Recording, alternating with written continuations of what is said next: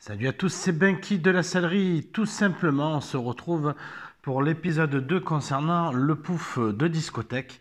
On vient de désagrafer un petit peu tout le corps du pouf, à savoir que le pouf est constitué complètement de bois, agrafé. Donc cette conception, je pense que c'est pas une conception en France, mais plutôt en Asie. Ils ont fait au plus simple, au moins cher, avec du bois vraiment pas terrible.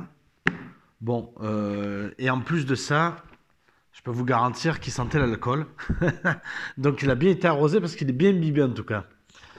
Donc on va le laisser bien sécher. Après, on constatera si on utilise le bois ou si on le passe en menuiserie pour pouvoir refaire l'assise comme il faut.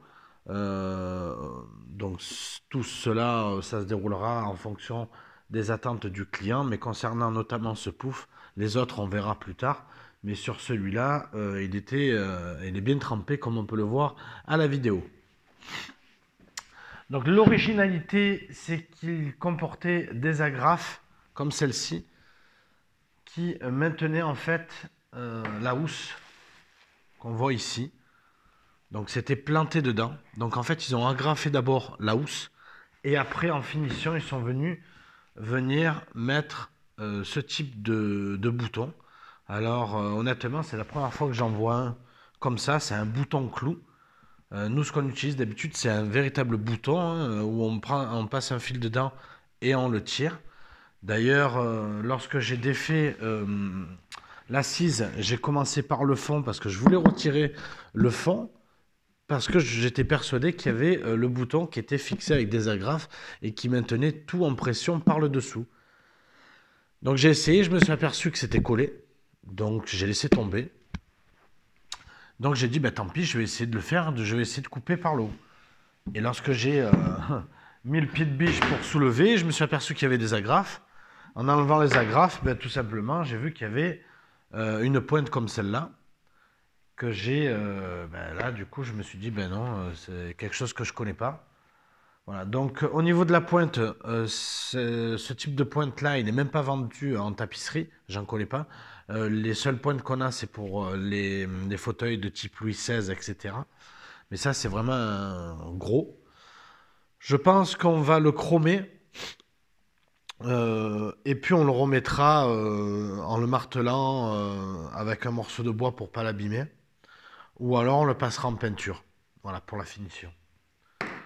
Concernant la housse, donc on s'aperçoit qu'il y avait du plastique qui permettait de ne pas venir abîmer la mousse lors du houssage de celle-là, parce que sinon c'est impossible de le mettre. Comme il était il était mis en tension, là c'était pas possible. Voilà, concernant la housse, donc ben, c'est quelque chose assez simple en soi, qui contient aucune surpiqûre.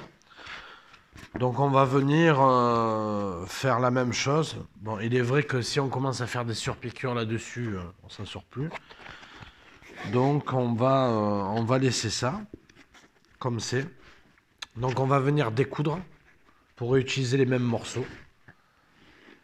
C'était assez tendu au niveau du sky, donc c'est même pas la peine de passer en 0,7. Hein. On utilisera uniquement un talon de 1 cm. D'ailleurs, je vais vérifier s'ils avaient utilisé 1 cm en talon. Ils ont utilisé 1 cm en talon, comme on peut le voir là. Voilà, donc là, on va découdre. On va venir découdre avec le ciseau. Et puis, on se retrouvera pour une prochaine vidéo pour les morceaux qui auront été découpés.